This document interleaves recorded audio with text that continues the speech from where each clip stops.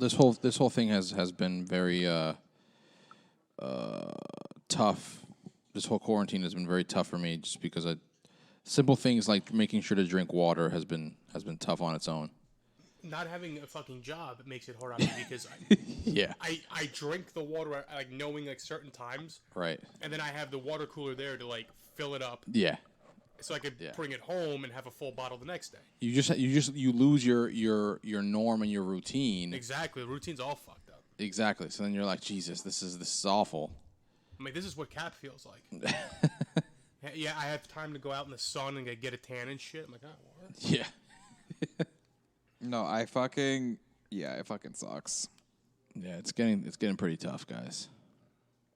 But what are you gonna do? I mean, given if anyone's listening, it's probably like those fucking pricks. Like, we're complaining about not getting enough water, and people like, I can't pay my rent. Yeah. I mean, granted, those things are still in the back of my mind. Yeah, that's a real thing. Right. That's a real struggle, trouble, panic. Right. But if we had to give you like the concerns that are everyday concerns, right? Drinking enough water, getting enough sleep.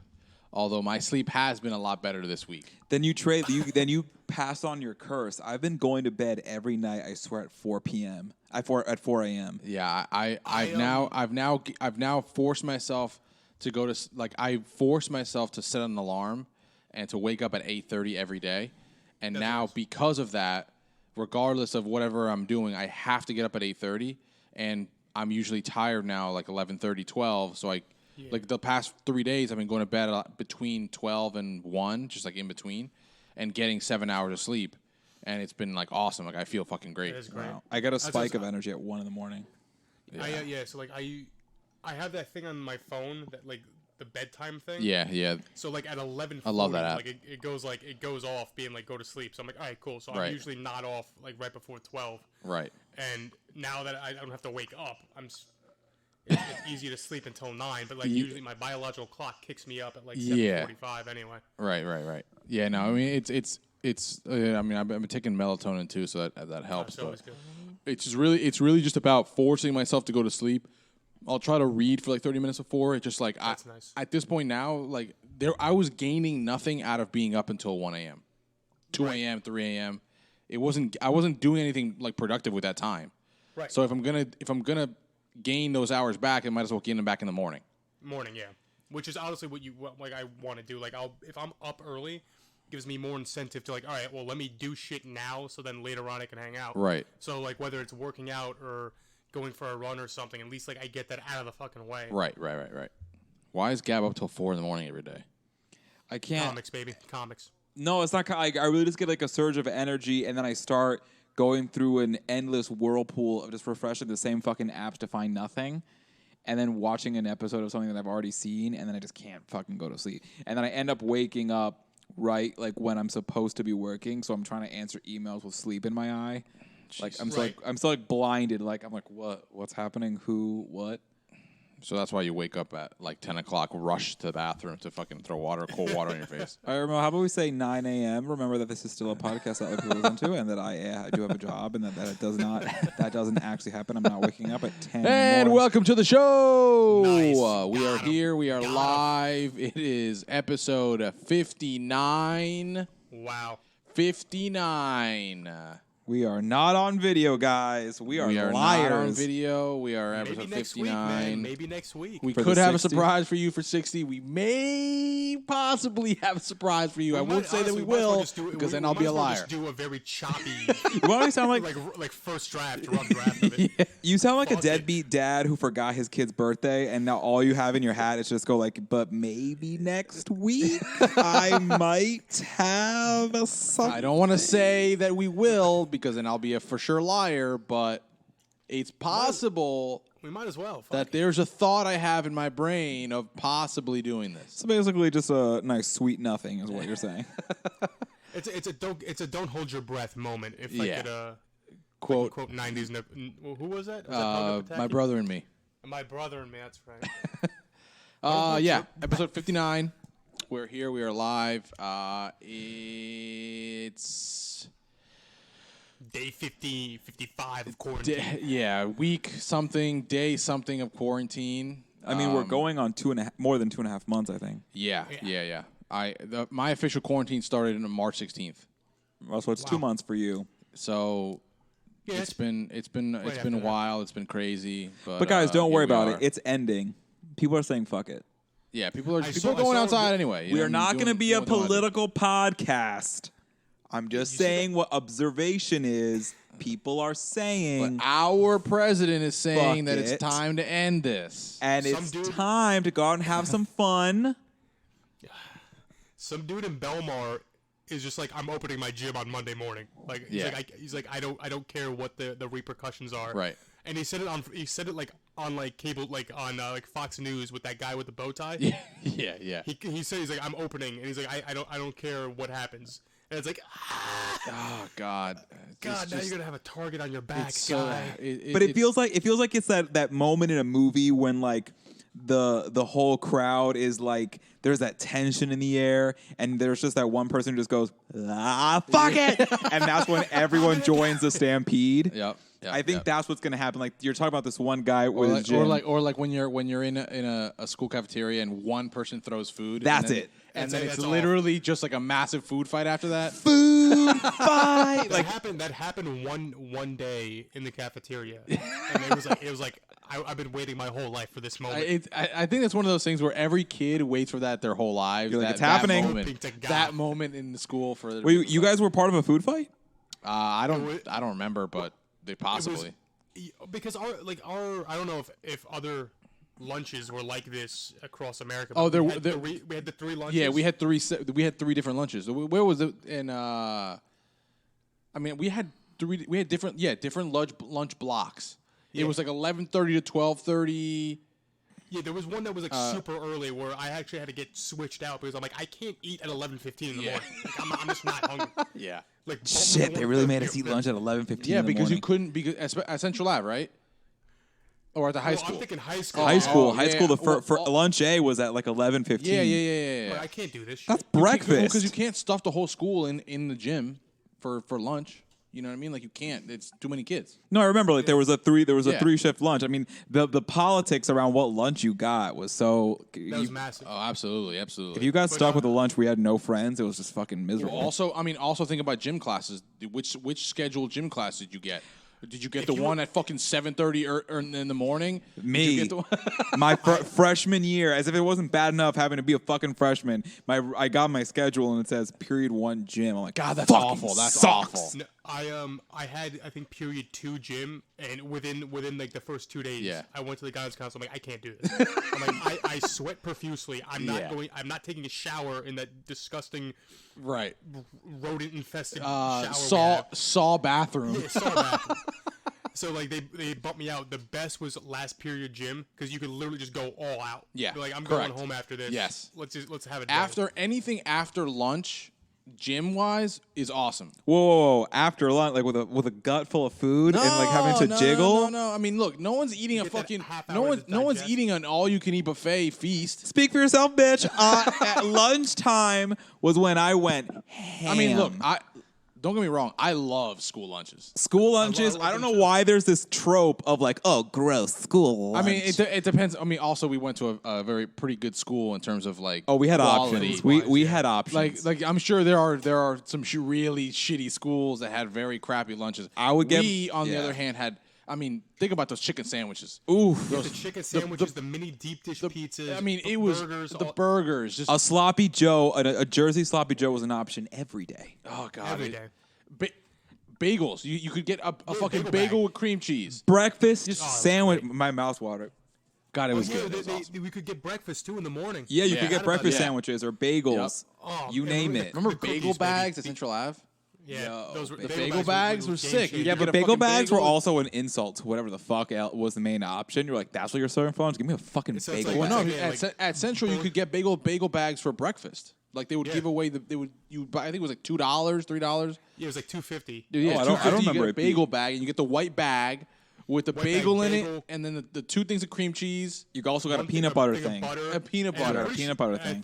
I think it came with like one of the little pints of milk Yes. too. I mean, that's a steal. You can't get that now. It's a steal, absolute steal. You can't get that now. I would eat that now on a day-to-day basis. 100%. We got bagel fed bag for for $2, breakfast, man. Yeah, bagel bag for breakfast, and then whatever the school lunch is for lunch. I'm good for half the day. Also, you can't forget about the ice cream stand. You got your chocolate eclair. Oh my god! Don't even get me started on the shortcake. junior school. The fucking cookies there. Ooh, The Otis Spunkmeyer. Yeah, Fire. Barely clearly cooked, raw, completely raw, barely cooked. Fucking delicious. You know what I would like for my Amazing. wedding? I want the caterer to bring all Madison High School food. Like that's what I want catered at my wedding. I wonder. Actually, we should ask Joey. I want to know if the lunches still are up to par with what we. And do. I'm gonna need video That's something we have evidence. to find out. I'm gonna need some video. evidence. I'm gonna need to see that. true. I'm gonna at need to some see point. what we have. In We'll have fact, to wait like a year and a half for, it to Yeah, I happen, know. for them to be allowed back in the school. oh god, that's true, so true. And you know they're going to be using the leftover food, 100%. Oh, Tater yeah. tots, freezer burn, throw them in. Oh Fuck yeah, it. very Still very delicious. very Tiger King, very Walmart Oh, yeah. meat. You know, just Yeah, throw the that shit back in there. The Walmart tractor trailer.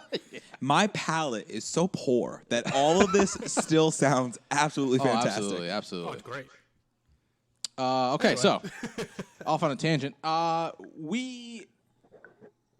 watched all of the Jurassic Park movies in the past 2 days. I saw. That's a feat. I did watched it. all 3 originals yesterday, and then I watched the 2 newer ones today Okay. in preparation for this pod.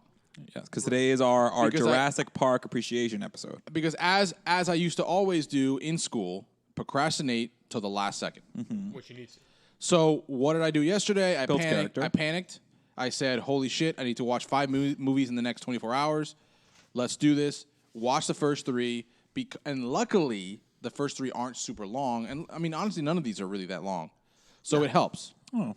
Yeah, they're doable. They're very doable. Yeah. So yesterday I banged out the first 3. Jurassic Park 1. Let's deep dive right now. Incredible movie, Jurassic Park 1. So watching all of these in Yeah. the same type of time from 3 days or whatever it's been. Yeah, the first one stands on its own. Yeah. As not only like for the time, an absolutely fantastic film. I mean, look, it got a 93 on Rotten Tomatoes. 91 Rotten Tomatoes. It's still amazing. 1993, it came out. It was a book. So Steven Spielberg saw it and was like, "All right, we got to." I'm sorry, excuse We me. gotta do this. Jurassic Park was a book? It's a book. Yeah, it's based on a novel How dare you? What do you mean? by Michael. Let me get his name. But I the don't book wanna say is his the name book wrong. called Jurassic Park. Yes. There's several. There's several. There's books, several. aren't there? Like the guy made the first one, and then because the movie was so successful, Like, fuck it, I'm gonna write another one. he was basically forced to do a sequel book. Right, that happens. It happens all the time. An author's like, I don't know. I don't think that he wrote a third book. I think it was just those first 2 books for the first 2 movies. Yeah. But obviously the first one was like the one that he like did. But he was- wrote and But was the book the story of the first movie? yes, Holy shit, I'm reading that. yeah. Got to. And they say that the first movie did it does so well in translating the book to movie that's also helped in the movie being so successful. Right. That it was basically like they just took that as a screenplay and then that's it. Holy shit, yeah, Jurassic Park by Michael Crichton. What That's the it, yeah. shit? Yeah. So yeah, I mean it's such a good fucking movie. I mean, from the actors who, of course, like we all know, fucking Jeff Goldblum. Jeff Goldblum, who actually, hold on, we're about it to do was some research. It was actually the role was given to Jim Carrey. What? Or no, Jim Carrey. They turn it down. He turned it. No, he didn't turn it down. I think that he, for some reason, couldn't do it. So then they gave it to what's his name? I forget his name. Jeff Goldblum. Jeff already. Goldblum. Goldblum the guy. The other one though is also interesting. The main character, Alan Grant? Alan Grant, Played by Sam Neill. Sam Neill. It was actually that one was given to Harrison Ford, and Harrison Ford turned it down and said, "Nah." Wow. Why? Because it was too similar to the Indiana Jones. I don't know why he turned it aesthetic? down. I just read that he had just said nah, and then they gave it to Sam Neill. Actually, one of the that's just a side note. It's a great episode to do in the future to investigate how many actors turned down like amazing What roles they could have been in had they? Yeah, Like Will Smith turned down The Matrix. Right. That's another episode. He also turned down Django. Oh yeah, the Django. Yeah, right. He could have had 2 bangers. Not the best eye, but anyway. Yeah, Not Well, the you could see what he's done in his other because that's a little. He did say yes to Hitch though. He did say yes and to. iRobot and a bunch of other shit that was just iRobot was not great. The one with we mentioned With this his- before. The one with the the one son. with the son. But he wrote that with his son. That's just. He will not be named. But yeah, so great eye. Anyway, so- but yeah. So that Jurassic Park 1, I mean, obviously great characters. The girl, the little girl who plays the daughter, or the niece. Lex. I think that's Lex because it's the Ariana she auditioned for it, and the only reason why she got the part was because she had the best scream. Really? It only takes one thing. It took just like the scream, her like piercing scream is what gave her that role. Yeah, but here, role. it's funny that you say right. that because as you were watching it, I'm like kind of like coming in and out. I'm like, her role in this whole movie is really just to be fucking terrified. Right. Yeah. I mean, she has the iconic Jello shake. Yes. Oh my God, the iconic Jello shake. Holy shit. That actually will probably be the head image for the episode. That's smart. It's like, so what are my lines, boss? Like director, what am I here to do? Bitch, I need you to be scared. Yeah. I need you to just be terrified and do piss that. your pants for the entire time that God, you're on I set. love this movie so much. Now, was the one T-Rex model Yeah. from that film, was that the one that was in the Toys R Us in Times Square? I don't know. I remember that being there, but I don't know if it's the same one. This is one of the things I loved about the movie, is that the movie was so good it made me really want the toys. So when you're younger and like I wanted all those Jurassic Park Jeeps that were like those things were so sick. Bro, And like the movie, all the toys. the movie, because of the movie, the career choice of paleontologist skyrocketed. Like kids Really? all over were trying to that's be awesome. paleontologists. Is It's that why Ross Geller had the profession for when they were writing Friends? maybe? I mean, you never know. It's just like it. Before makes this movie, dinosaurs weren't a thing. Like it wasn't like a. Dinosaurs were always. I mean, obviously everybody knew dinosaurs. Yeah, when but you're it like wasn't. a kid, like, all right, cool, you got Yeah, that it thing. wasn't like a cool thing to be a fan of dinosaurs and like have dinosaur toys and all these things. This movie be really told- just like took that to a whole Yeah. different level. Right. Truth be told, I hated dinosaurs because when I was a chubby ass little kid, I had a T-shirt that had like a T-Rex on it, and it said like Yeah. like 20 million years or whatever it was. Right. And like they always like, oh yeah, it's a great shirt, fat boy. 20 million pounds, is that what it stands for? So I hated dinosaurs because of that. But then Jurassic Park comes along, it's like, wait a minute. That's like it just it completely changed the way people saw a lot of kids and I read this somewhere, I don't forget what website it was. It's like a lot of kids didn't even really kind of have an idea in their head what dinosaurs looked like until this movie. Like This- people in this general, movie did a people lot in of- general. So like the movie did a great job with actually bringing that part of history to life. yeah. Honestly, However, at the same time, it's fun to go back and see what things because there were some things like they had to like leave to fantasy and just create for the sake of like correct. for the film. So one of the biggest things that stands out is when paleontologists talk about their depiction of like the raptors, because it's like they're like those are raptors were actually like the size of turkeys. And I actually I remember you told me that, and then I read it, and I learned something else. okay. That you were right that paleontologists were pissed because raptors and Steven Spielberg wasn't happy throughout the process of making it because he knew that raptors weren't that big. they weren't. They're like He wanted them to be bigger, Okay. and he was probably going to do it anyway. But while they were creating the film, paleontologists somewhere, I don't know, remember where, it didn't say where, they did discover a bigger dinosaur. raptor that they call the Utah raptor, that was bigger, so then that way he could.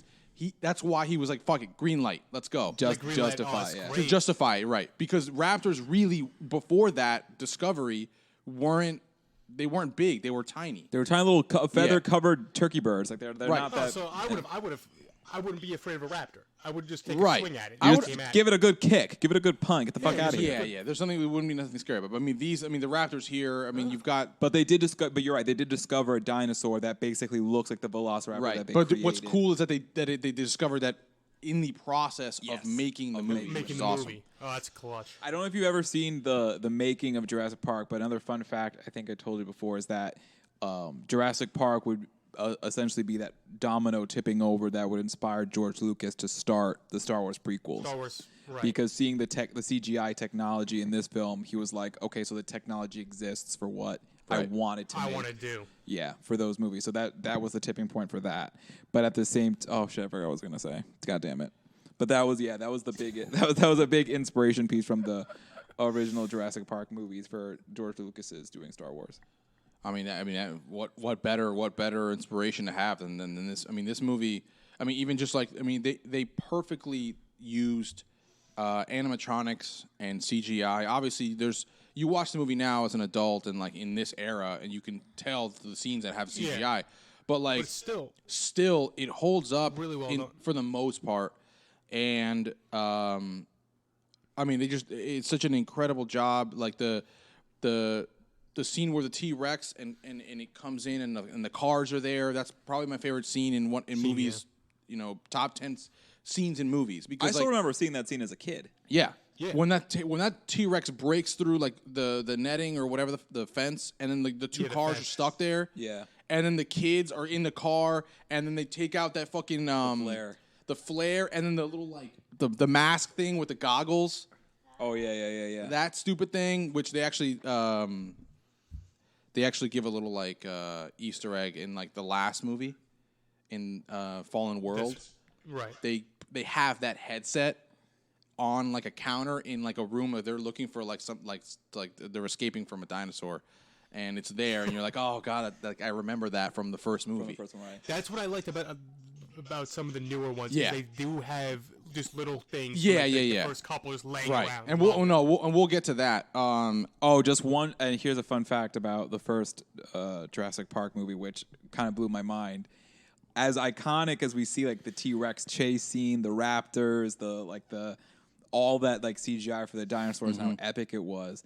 This movie was actually 217 minutes long, but if you go through it and you quantify it, there's only 15 minutes of dinosaurs in the whole movie. Yeah. I mean, that's 217-minute movie, really, 15 minutes of dinosaurs. That's really impressive from a movie maker standpoint to be able to accomplish that, and you're not at any point bored.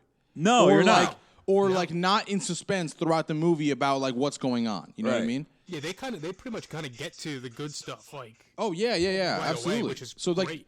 Like, they give you just enough dinosaur sprinkled throughout the whole 2 hours that you're like, oh my god, like that's awesome. And when you have dinosaur and stuff, it is building that suspense. It's building all that that anxiety that you feel. It's really well done. Yeah, that's a very good point. Stand the test of time. Yeah, it's a really good movie. I mean, it's the score. It's iconic. You know, the Jurassic Park theme song. You can't go wrong with that. It's one of those things where, and I feel like who was it? Was it John Williams? I don't know.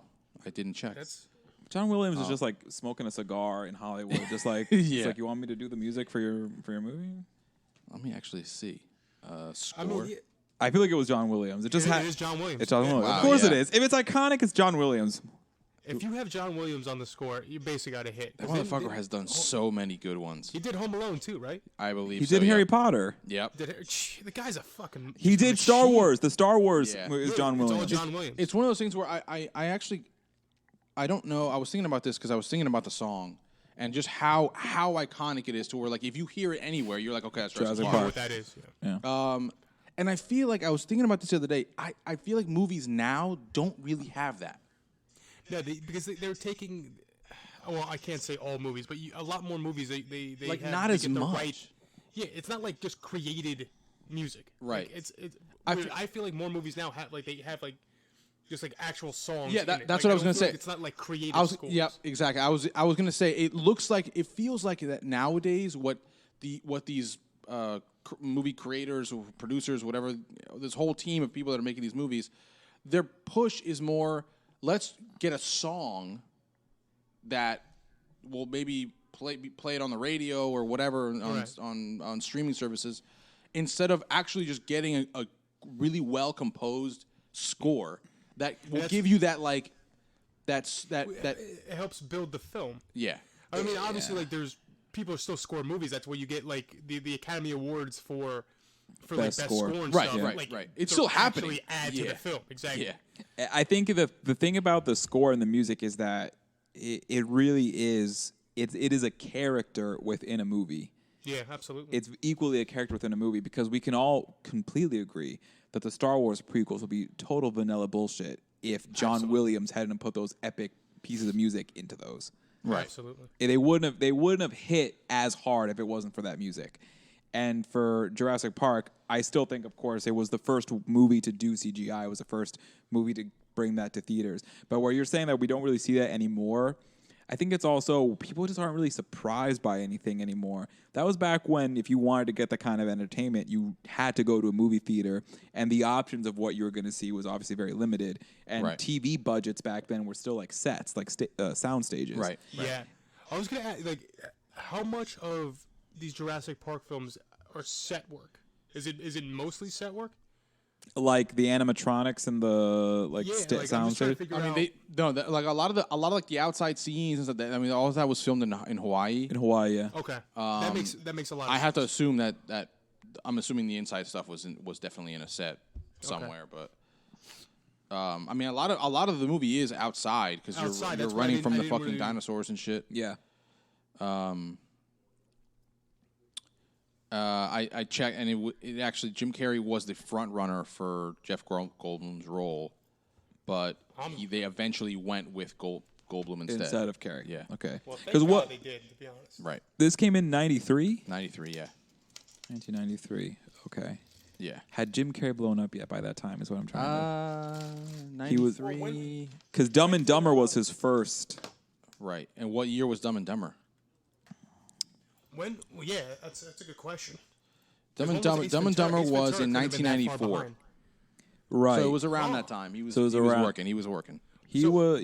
Ace Ventura came before Dumb and Dumber, right? I thought Dumb and Dumber was his first.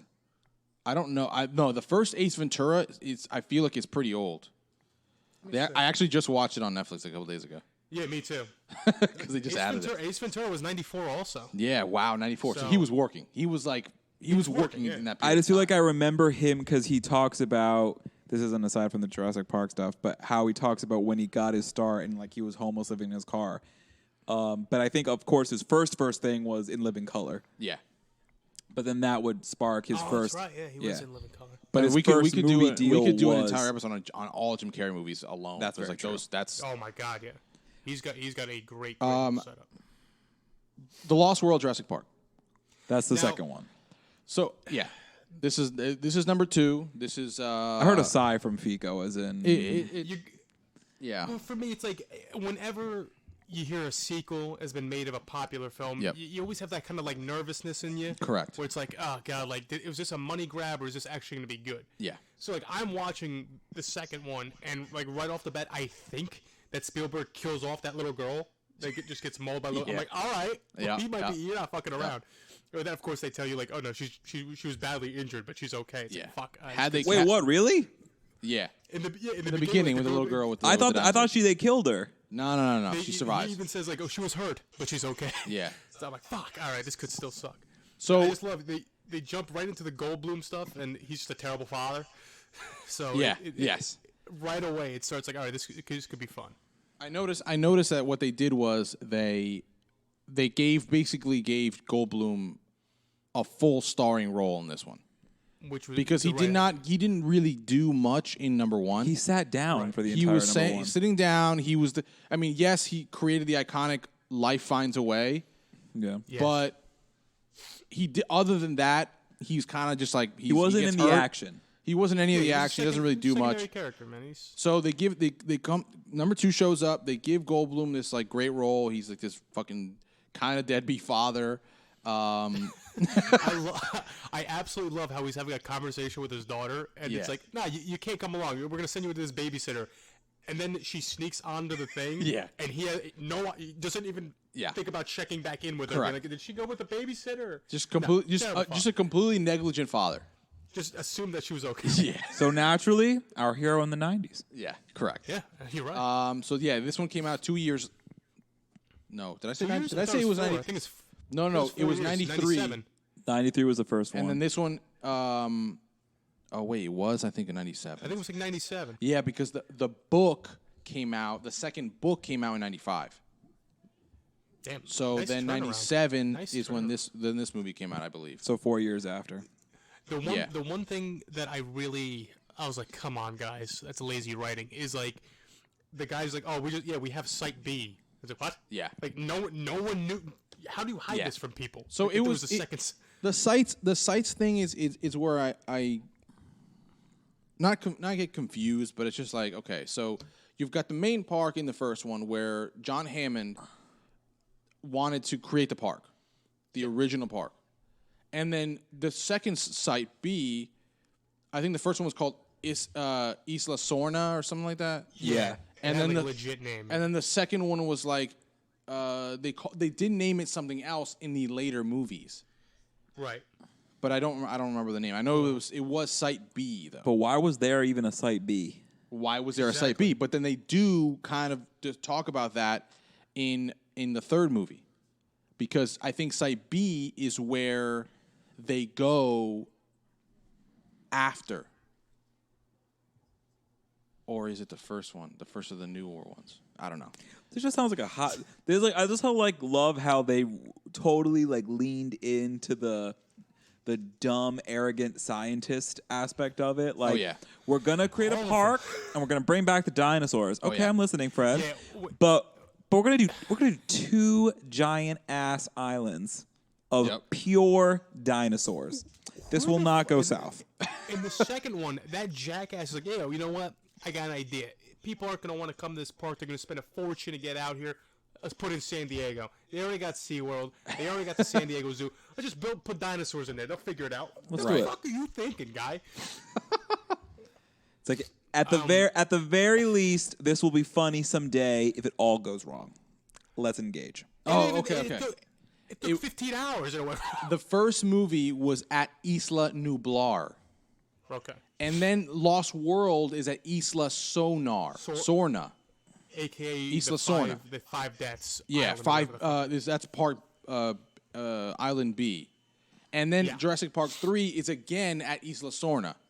Okay. And then Jurassic World, they go back to the first one, Isla Nublar, to actually create the park because it's the way future.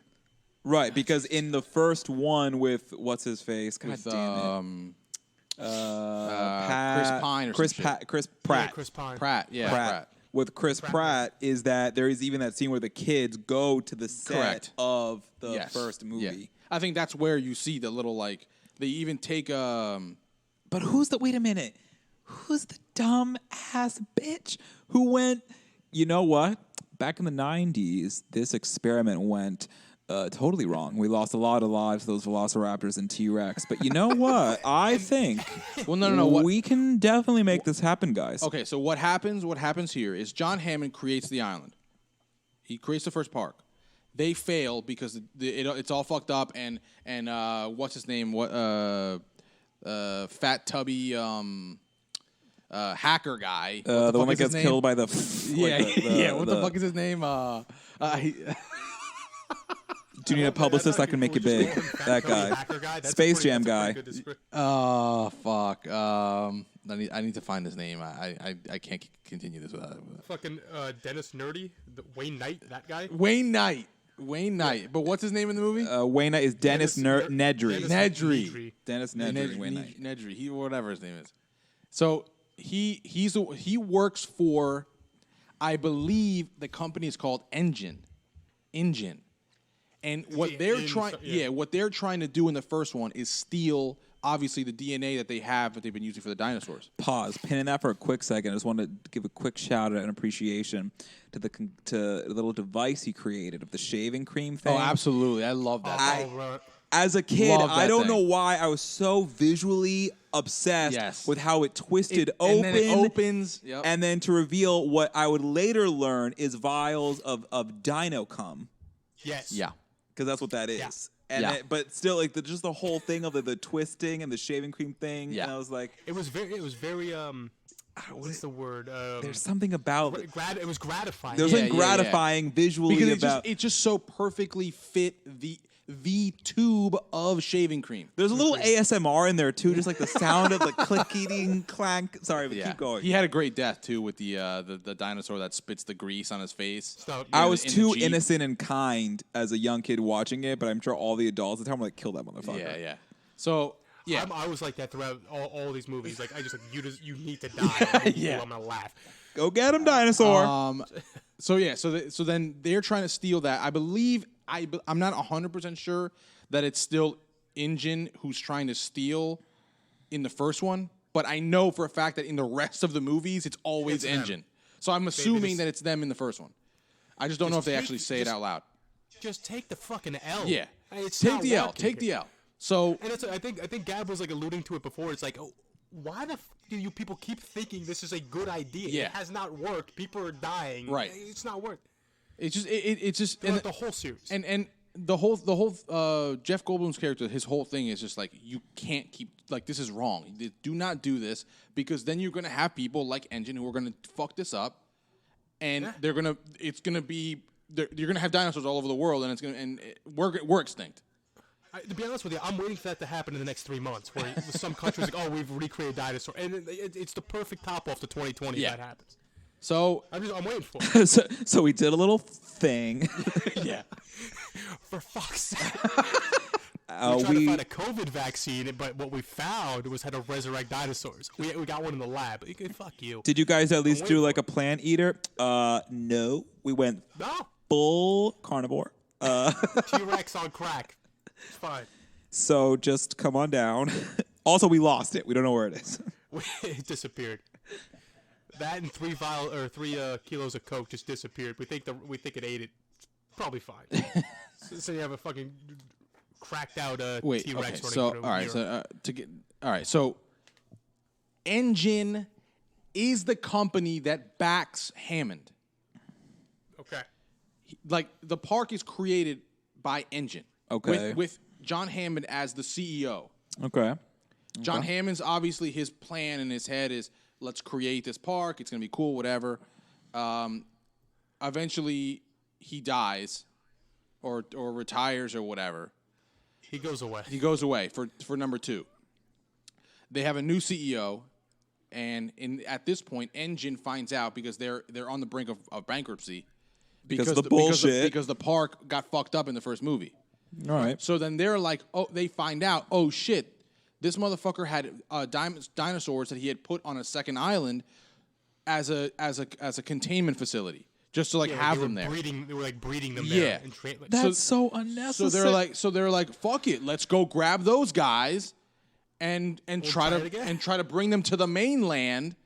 Yeah, bring them to San Diego. What could go wrong? Yeah, to try to create like a zoo on land. Fucking idiots. God damn it. So obviously they do that. The whole movie is basically them trying to do that, and then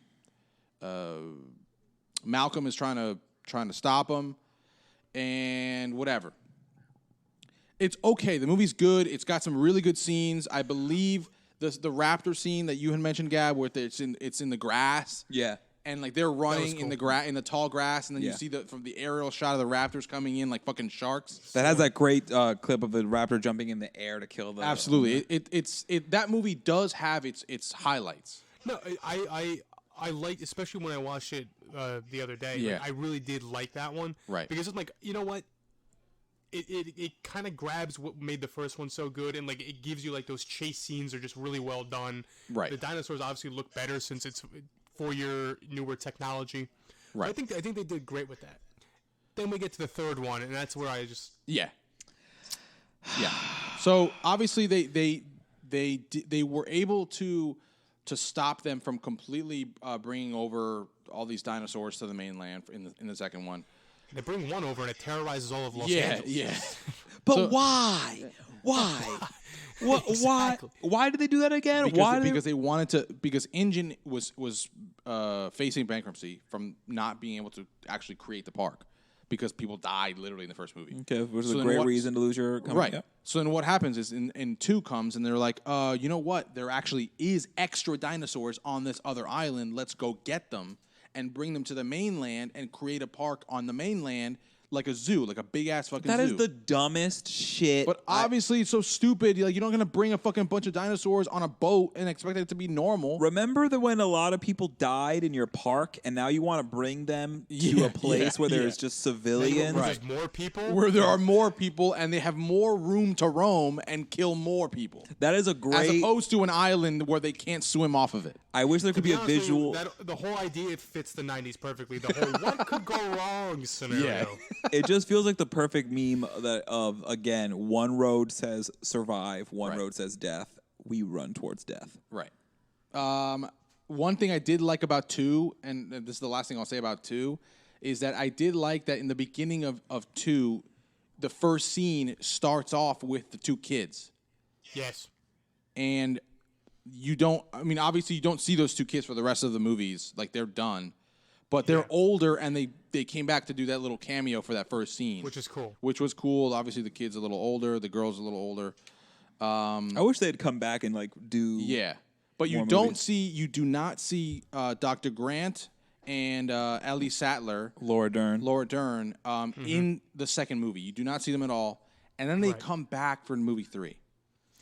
That's when I knew they were really trying to force this one on us. At this point, I was like, okay, little bit of a reach here that they're trying to bring.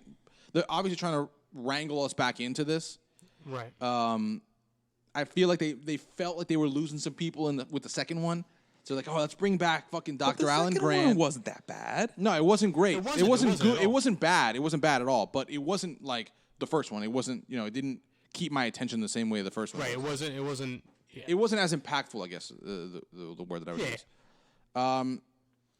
The plot here in 3 is where I just So all this really is just some moron couple loses their kid or lets their kid go on a trip with a friend to the islands in Costa Rica, knowing damn well that there are islands in Costa Rica at this point in society that have dinosaurs.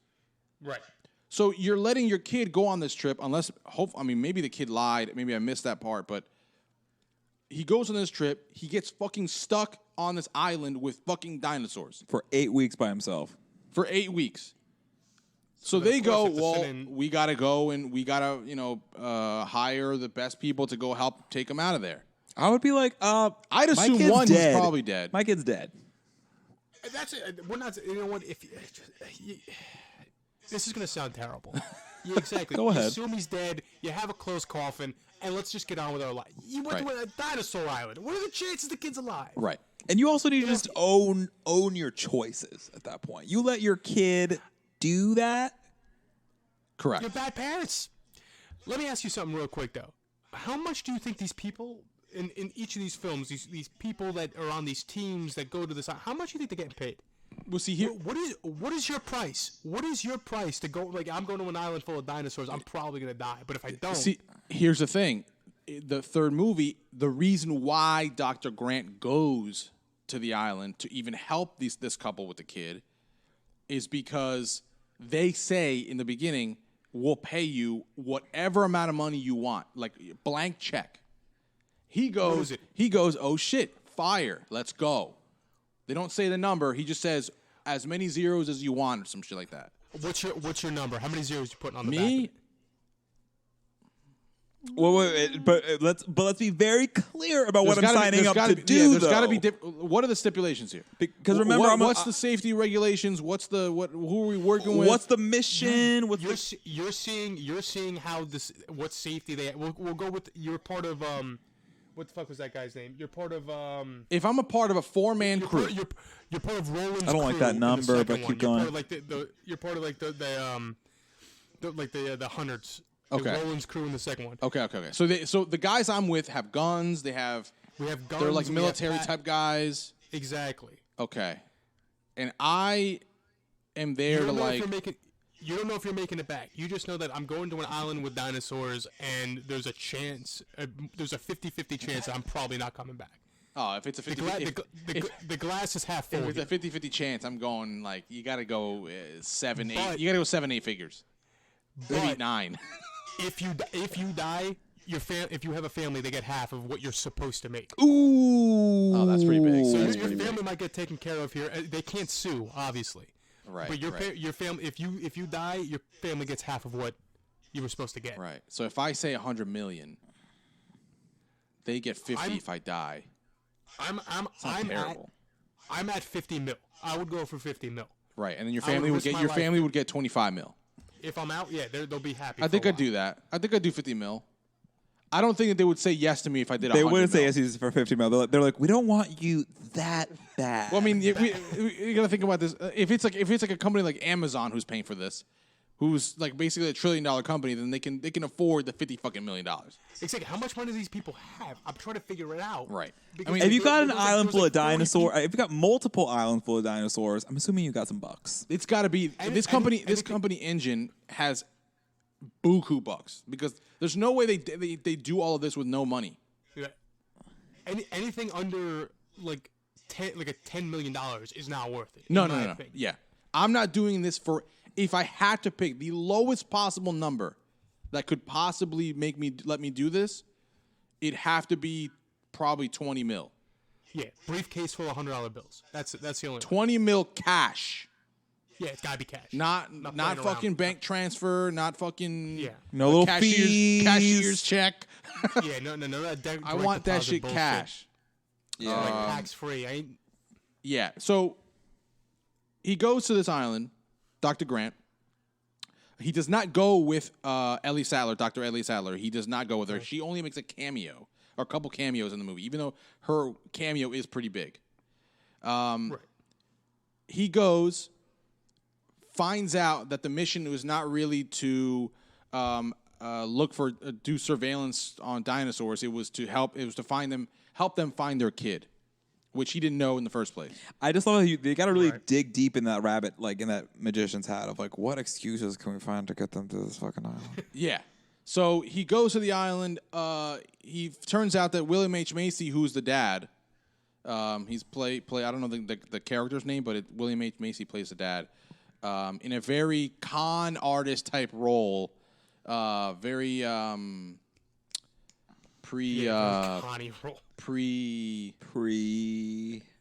setting up for him for what he plays in Shameless. Oh, okay, kind of like a precursor. Yeah, precursor to what he plays in Shameless. A con artist dad who has actually no money. He works like a shitty fucking I think it's like a car wash.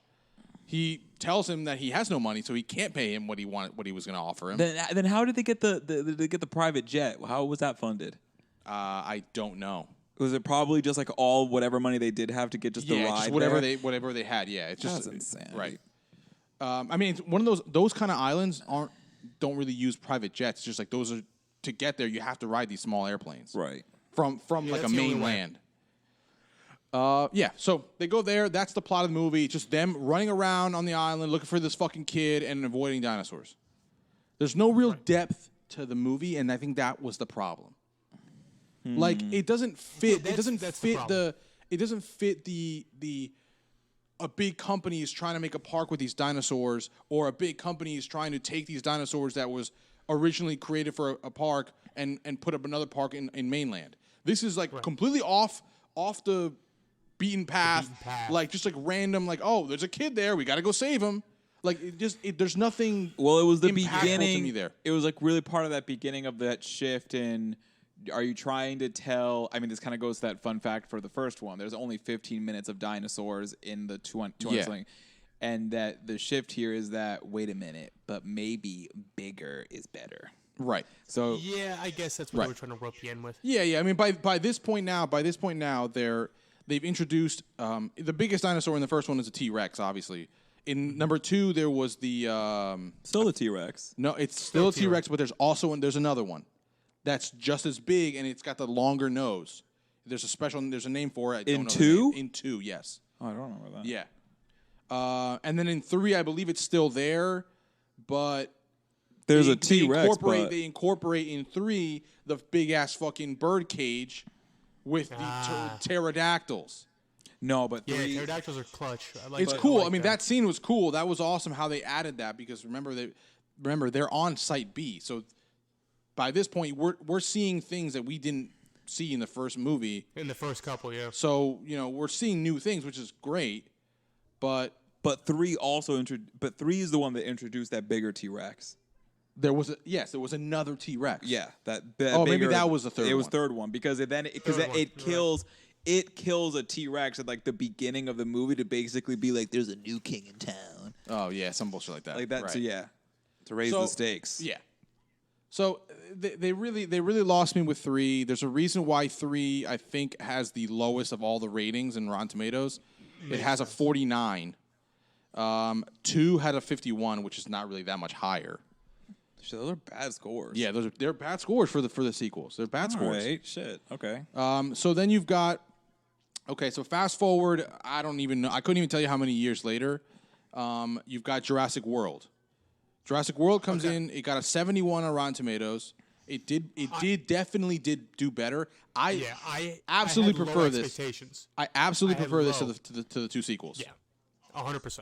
Jurassic World. Jurassic World. Yes. Okay. Yeah, I had fun with Jurassic World. Yeah, I loved the idea. I mean, again, for me, what mostly brought me back was that they brought it back to what the original movie was about, which was the fucking park. Yeah, and it seemed like this park was actually somewhat successful. So what they did got it exactly. Right. So what they did was they gave us a vision. They gave us an actual what we wanted to see, which was at the end of number 1. What I was thinking was what would this park have looked like had it actually been completed? Succeeded. So what they give you is that in Jurassic World. They give you the park. It's basically Disneyland, like Disneyland for dinosaurs. They show you all the shots, the crowds of people walking through, all the stores, all the exhibits. It's like a giant zoo. It's like Animal Kingdom for dinosaurs. It's awesome. Loved it. Loved that. They introduced obviously the new characters. Chris Pratt, right? Chris Pratt, yeah. Yeah. Bryce Dallas Howard. Yep. Is she's the lead female scientist lady. She's basically like the lead of the park. She's the CEO of the park, but the lead like manager basically. She's the one at fault, I think. Pretty much, yeah. Yes, she's the one at fault. Yeah, that's the way to call it. Yeah. She's the one at fault. Yeah. So actually no. She's not at fault. They make her you think that she is, but she's not the one that's at fault. The one that's at fault is the Asian scientist guy from the first, who actually is the only character to be in all 5 of the movies. Yeah, he is. You're right. I don't know his name. I should probably find it just to. I just remember from the first one. He's like, what dinosaur is it? It's a velociraptor. He's like, what did you say? And he's like, with that like gay sass, like I said, velociraptor, bitch. That's what we're breeding. So, Jurassic World. They show the park. It's awesome. Obviously, they bring back again 2 kids because the first one had the 2 kids. They really tried to mirror the first one. Well, no, there's kids in all 3. There is kids in all 3, but I think the way they did this one is the same. Is they tried to do really similar to what the first one was. Yeah, the 2, their siblings. Yeah, the siblings, and like they kind of like go off on their own at one point, and they're with the dinosaurs on their own. Yep. So the main thing in the third one is okay. You've got this park. It's been around for a while now, so people have been going to this thing. So this is way in the future. They've really found a way to condense these dinosaurs and to make it an actual working park. They've got a fucking giant tank with a massive crocodile type fucking dinosaur that like jumps up and eats great whites, which was actually a nod to Steven Spielberg because it was a great white shark, Jaws. Smart. Good pickup there. They put the T-Rex in its own cage, all this stuff. The main plot, though, here is that they're thinking the investors are there. And again, this is I also liked this story, this plot is that. Well, it's a meta plot. Yeah. It's like, all right, corporate investors have come in, like Verizon, and Verizon comes in to give money to the park so that they can put their name on the next new dinosaur that's going to bring people back to the park because people are getting bored of the park. Great branding. People getting bored of the great branding. So like the new Dominus Rex brought to you by Verizon. The so Verizon Rex. Yeah. Wow. But it's also being it's kind of breaking the fourth wall in the terms of like, we know that y'all are tired of dinosaurs and that you guys think this is a tired property. Right. And that the only way to get you to come back is the idea that we create something bigger and badder to bring your attention to it. Exactly. So it's funny how I was like, you son of a bitch, because with the announcement of Jurassic World and going into it, you have all of those comments and disagreements with it, but then the movie from its inception goes, we're aware, we're going to respond to those comments, but we're going to do this anyway, and we're going to make it permissible just because of our awareness of our own bullshit. It's awesome. It's really great.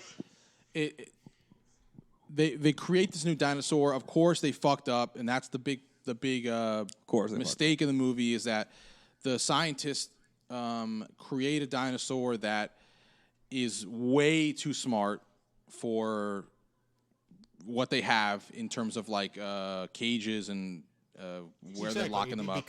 The fucking dinosaur, the dinosaur can turn off its thermal. It can camouflage.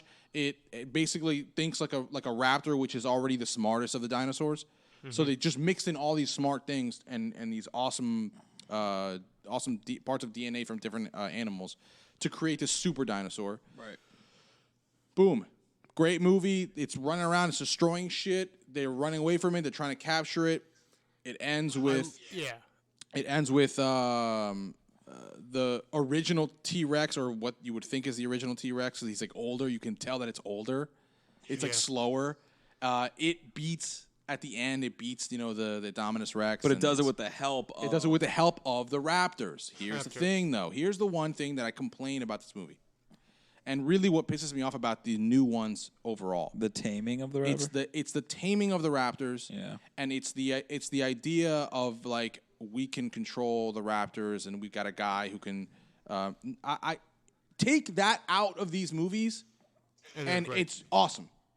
Right. Well, because it ultimately not only does it take away the badassery and the urgency and tension that comes with the concept of the Raptors, but it also is used as a device to promote how godly and cool Chris Pratt is in the movie. Yeah. Because I didn't need that. I didn't need that. No. Like there wasn't nobody in the first movies was this uber hero. Right. In terms of us humans, like nobody was that. No one was like the big Dick McGee who could control dinosaurs. We didn't need that. I didn't need that in a guy. You know what I mean? I didn't need that in a guy either. I'm like, we got either tall drink of water in the movie. That's more than enough. Work with that and work with that alone. Make him cool. He could be a badass that knows dinosaurs really well. Yeah, that's fine. Like the original guy, a more athletic and younger Dr. Grant. Yeah, fine. Right, there you fine. But don't give me a guy who can fucking a raptor whisperer. Raptors. Yeah, I don't need that. Don't give me a dinosaur whisperer. We don't need that. I don't need a sexy Eliza Thornbury. I don't need that. Don't need it. I didn't order that. But other than that, it was really well done. Really good movie, and I really liked it a lot. Both the two newer ones, I think, were actually very well done. Yeah. What I like is also, obviously, this happens with us as a society being able to handle more shit, but like. In the first two, you know how they kind of or the first three, I guess, they kind of shy away from seeing people die? Yeah. Like, they kind of leave it up to your imagination. There is a few legit, like, deaths. Ooh. But I like in the newer ones, they don't shy away from that shit at all. Yeah. You got the guy getting mauled in the cage. Very true. Yeah. And that actually, I wasn't going to say it. Adds to it. I wasn't going to say it, but Pico just opened the door for it, so I'm going to roll your eyes real quick. There was one scene, I don't remember if I was instantly going to know what scene I'm talking about in Jurassic World that rubbed me the wrong way. Mm-hmm. And it was the death sequence for the nanny lady.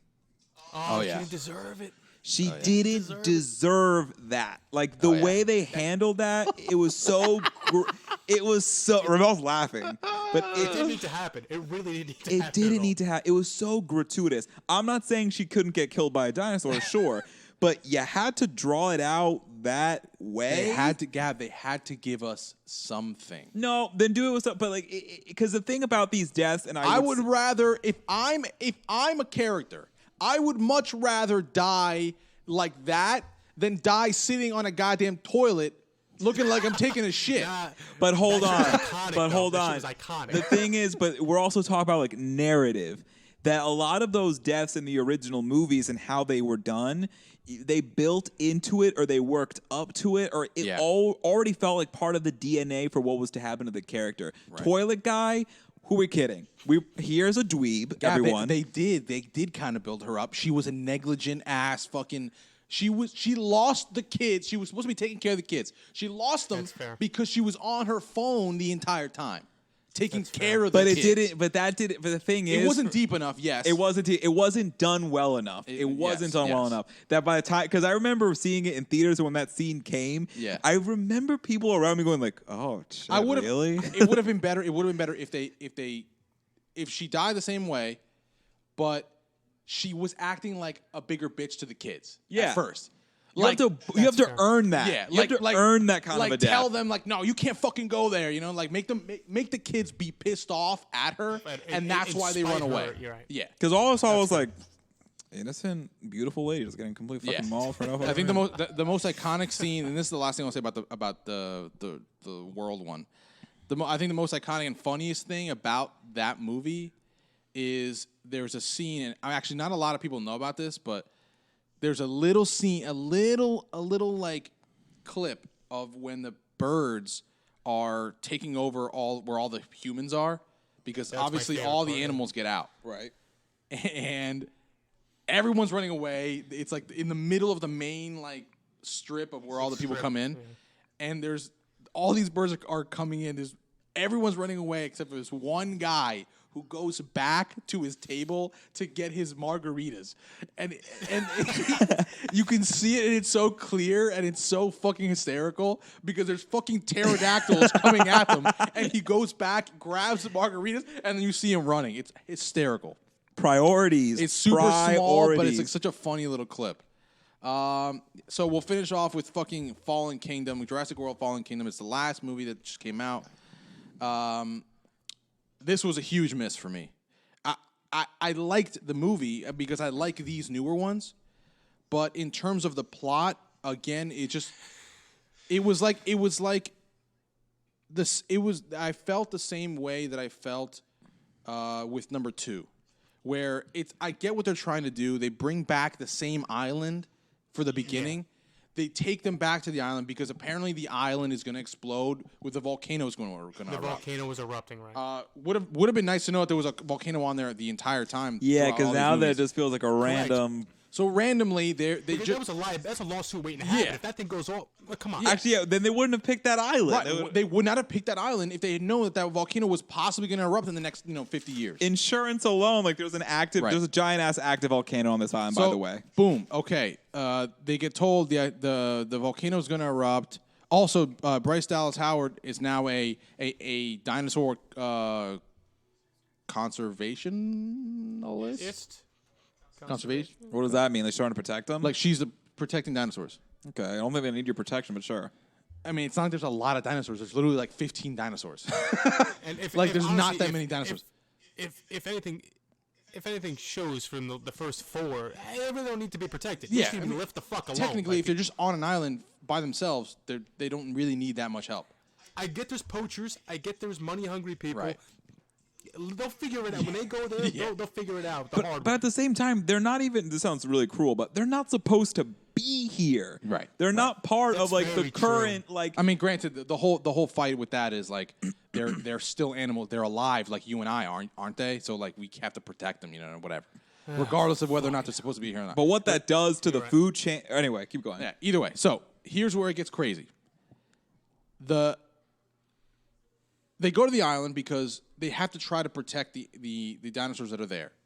But here's the thing. The island's going to blow up, and all the dinosaurs are going to die, and Engine comes back. And they're like, we got to go back and get these dinosaurs so that we can we have to save the dinosaurs. They're all of a sudden, they're acting like they're the good guys. Right. But of course, ulterior motive. Yes, of course. So they acting like they're the good guys. It's all this. They're like, we got to go. We need Bryce Dallas or whatever her character's name is. We need you to help us go and get the dinosaurs, so we can bring them to another island that's perfectly safe, phenomenal. It's a paradise. She says yes. Let's go. They need Chris Pratt because Chris Pratt knows how to get the attention of the raptors. Right. He knows how to whisper. He knows how to whisper to them. Yeah. But they're really pushing for Chris Pratt to come. So that's kind of weird that they're really wanting the raptors. Okay. So, of course, they go to the island. Turns out they're actually taking the dinosaurs and bringing them back to the mainland because, and here's another random wrench in the story, apparently it wasn't just Dr. Hammond who created the original park. It was another old guy with him. Excuse me, what? Yeah. It was his pal, Dr. something. You can't do retcons like that. And they both created so then it takes us the story takes us to this big ass fucking mansion where this doctor lives. He's there with his granddaughter and just them two and maybe a maid. Apparently, underneath the mansion, there's a massive laboratory where they created the original dinosaurs. Some kind of fucking Dexter together. Lab Him and Hammond. How does no one know this until this years later? How great secret, right? Great secret people. You know? So, the guy who hired them to go to the island is supposed to be the assistant or whatever to this doctor. He turns out that he's the bad guy. He's the one that's actually working with Engine, not working with the doctor. They bring all the dinosaurs back to the house because underneath there's that big ass laboratory, whatever. They do that. The reason why they bring the dinosaurs back, because they do succeed in bringing the dinosaurs back, right. Is that they needed the dinosaurs so that they could sell the dinosaurs off on auction to get money so that they could use the seed money to build a brand new super dinosaur that they could use to sell to militaries. Absolutely not. Absolutely not. This is Jurassic Park on crack. It's wild. This is the most dumb shit. So this whole time, wait. So, but the key is to sell to black market auction off the dinosaurs to create some kind of dinosaur Tiger King situation. Correct. To be honest with you, that's the part of the story that's actually the most believable. That there's rich ass people out there that actually want to own dinosaurs. I could see that. 100%. The actual auction that they do is 100% believable. There's rich ass motherfuckers from all over the world, and they're putting in 10 million, 20 million for each dinosaur. For some fucking Stegosaurus is okay. So what happens? They finally at the end of the auction reveal this is the dinosaur that we've been working on. So they bring out this fucking Mega Raptor. Mega Raptor. Yeah. God damn it. Yeah, it's like a loose cannon. I didn't know that it was a Mega. I just guessed. It's like a Mega Raptor. But the reason why they needed the raptors that are on the island is because the Asian guy scientist who was again the guy who created this one also.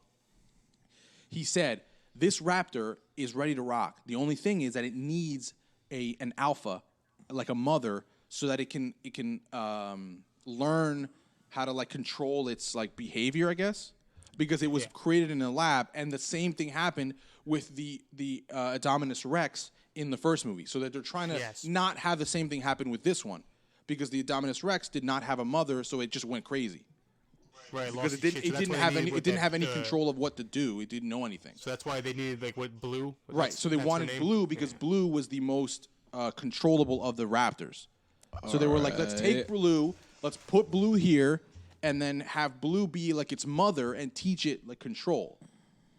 Meanwhile, this dinosaur is I guess set up to like kill people on command. Like they have like. It like you put a laser on a person and knows that it has to kill that person off with a laser on. Kill it, yeah. It's literally just like a lethal weapon. Obviously, it gets out. It gets out. It gets out in the mansion. It gets out in the mansion. Sure.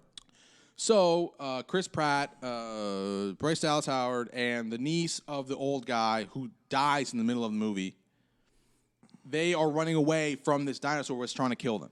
Because that dinosaur has already killed all the people that were in the auction.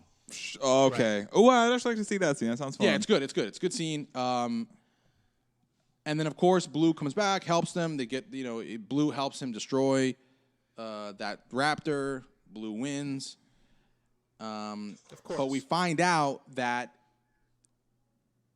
the niece was actually the niece. Be very careful about your next words. What? The niece actually died, and he took her DNA. So what they've been doing with dinosaurs, they did with a human. Don't do it. So it turns out. Next movie. Yeah, it turns out that all this, everything that Malcolm was saying with DNA, don't fuck with DNA, don't do this because it's going to lead to bigger things. They continued with it, and then now they've created a person with the DNA of the girl and brought her back to life. So then at the end, the girl finds out that she's not really real. And then she lets go of all the dinosaurs, and they roam free. They escape. So in all civilized society? Are in society. So the movie ends. The movie ends with like an Optimus Prime type of scene in Transformers where all the cars are driving off in a distance, and he's over on the he's giving a speech about them having to coexist with society. It's that. It's a bunch of dinosaurs going to a bunch of random places. Raptors climbing through cliffs and shit. I'm still really confused as to what you're saying about this girl. So the girl herself was the product of genetic manipulation? Correct. Exactly. But just of like one of the dinosaur dinosaurs. DNA? No, not dinosaur DNA. No. Her own DNA. They basically cloned her. So the girl that dies in the movie is a clone of the original girl? No. She doesn't die in the movie. She died previously. But we don't know that. We don't know that. We think that she's just a regular girl, like the niece of the old guy. Gotcha. But we learn in the middle of the movie that she's actually a clone of the niece that died. All right. Basically, the next one, we're going to get some Jurassic Park meets Planet of the Apes type shit, and it's going to be lit. Look, I mean, it's an interesting watch. It's dinosaurs. It's cool. And the raptor does look really cool. They did a great job with these newer ones. But I don't need a Mega Raptor.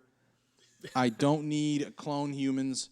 I don't need more of a guy controlling raptors. I also feel like that's not believable. If someone's guess we know how to figure out how to coexist. No one's coexisting. There's going to be a manhunt. We're talking about the United States of America with the Second Amendment. Everyone with a gun their dream just came true. Right. First of all, and they're going out and they're killing these things. Well, here's the thing. I mean, that's the thing. We don't know now. We don't know now what's going to happen. The next movie's got to come out. We got to see how they're going to take this. Oh, wait, but are they greenlit for a third? I have to assume they are. I'm sure. Let's actually confirm that. Jurassic Park. Oh, by the way, just to keep the streak alive, Batman. There you go. You're welcome. Yeah. So that's the Jurassic Park movies, guys. They're a great franchise. I even though I do shit on the sequels a little bit, there's still movies that I would not recommend them to somebody. Yeah. I would tell you if you watch the first one and you liked the first Jurassic Park, which almost everybody did, watch the rest of them. They're still fun to watch. Yeah, if you like the first one, you're going to like all of them. It's basically the same thing over and over again. There's dinosaurs, there's chasing, there's good people, there's bad people. Hey. Right. The actors are good. You're in quarantine, why Oh, not? okay, yeah. The third one is Jurassic World Dominion, set for 2021 release. Strong title. That's probably gonna get delayed because I don't know when you're gonna start production on that. Yeah. Sam Neill does return. Ooh. So that's already ripping me right back in. But no, if you're going with the final third, I need everyone from the first one back. I mean, I have to. I'm. Give me Laura Dern. To me, I have to assume that they're gonna bring everybody back. You gotta give me Laura Dern. You gotta give me fucking Jeff Goldblum. Yeah, give me the kids. I think they're all. I mean, I Goldblum think will be other than the kids, I think they're gonna bring back the three older people and the main ones. then I'm. you need the OG. I mean, dabble. I'm gonna be game regardless. Dabble. But, yeah. So really great movies. I love them. I loved rewatching them all. I'll probably wait another couple years to watch them all again. But good, very well done. I applaud Steven Spielberg for creating such an iconic movie. I mean, one of his many. Yes, absolutely. Fantastic. So yeah. Other than that, I mean, do we have any little tidbits, just quick little tidbits that we want to say before we leave here? Tidbits on just like anything. I think we got to play up next week's episode as basically a must. Oh yeah, over our 60th. Yeah, next week, 60th episode, y'all. 60th episode. Big time. This is big. I mean, 60th is big. So we decided we're doing Star Wars. Yeah, next year we're going to appreciate Star Wars. Yeah, but I haven't. But my question for you two though is: do we want to appreciate? Because we just talked about 5 movies. Yeah. So 6 movies shouldn't be. Because actually, no, there's 9. There's 9. That's the thing. It's 9. I think that's too. That's too. Look, I don't need to talk about. I'm not trying to. This isn't hatred.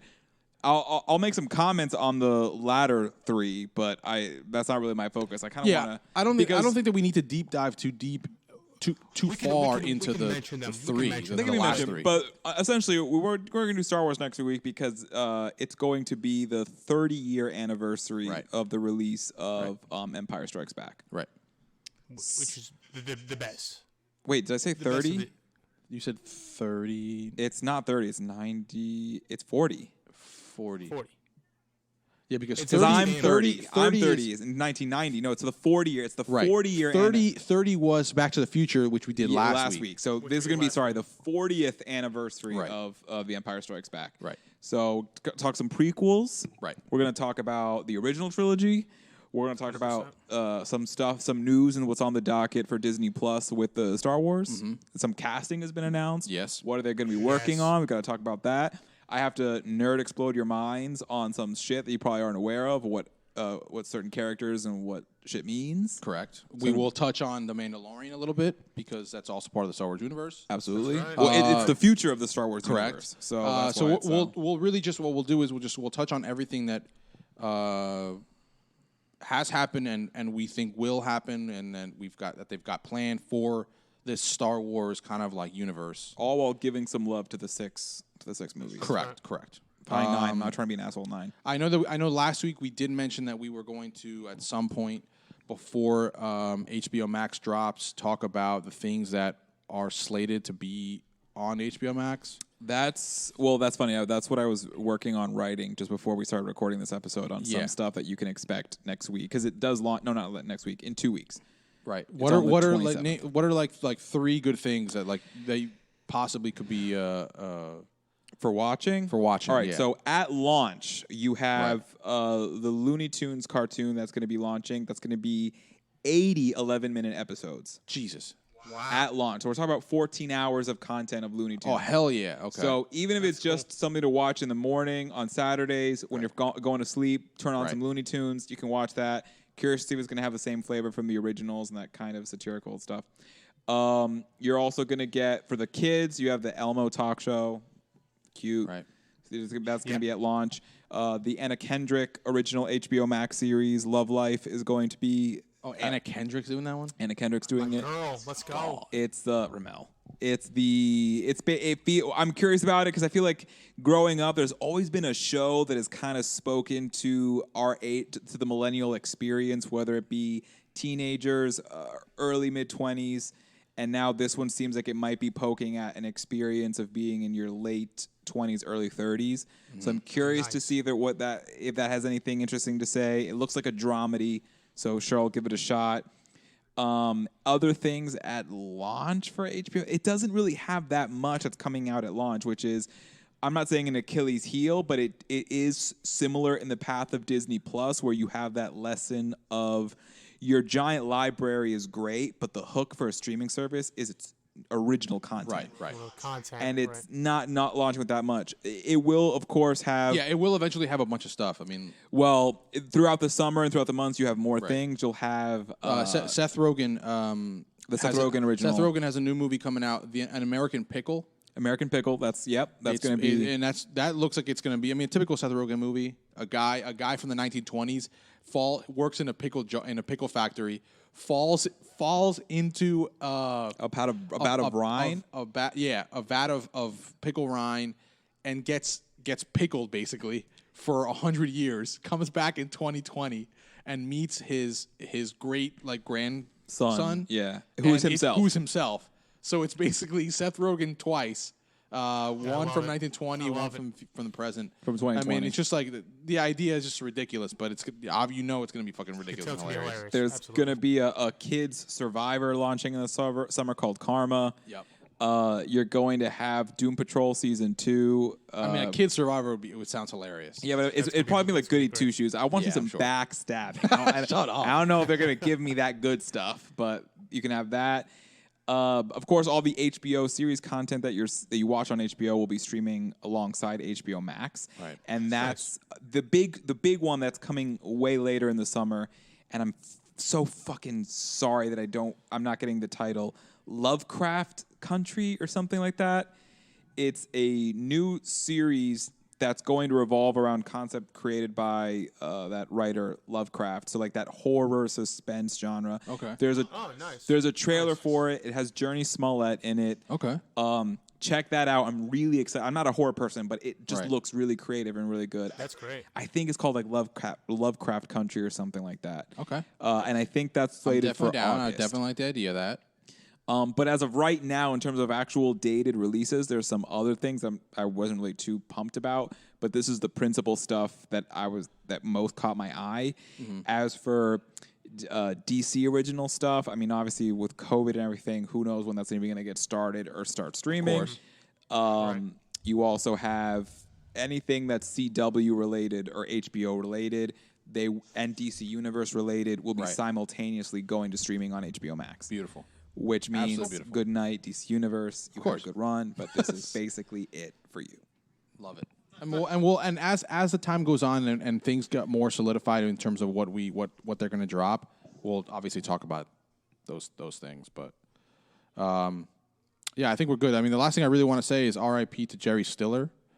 Oh yeah, Jerry Stiller passed away. Just because I know that a bunch of people have passed away recently that are celebrities in music and TV and stuff, but this one was bigger for me because I think that he's one of the funniest guys, and just his role in Seinfeld and King of Queens. Yeah, I was gonna say responsible for 2 of the best characters. Just so fucking sitcoms. funny. Absolutely. The guy's a legend. Obviously, he's the father of Ben Stiller. But wow, I mean, big loss. I mean, I'm sure. I mean, he had a long life. I think he had a good life for sure. So I think, and then to piggyback, I think it's also important to say R.I.P. to Little Richard. Yeah, Little Richard. Architect of rock and roll. Yep. Architect of rock and roll. I just know him personally as the guy who sang the Magic School Bus theme song, which is absolutely epic.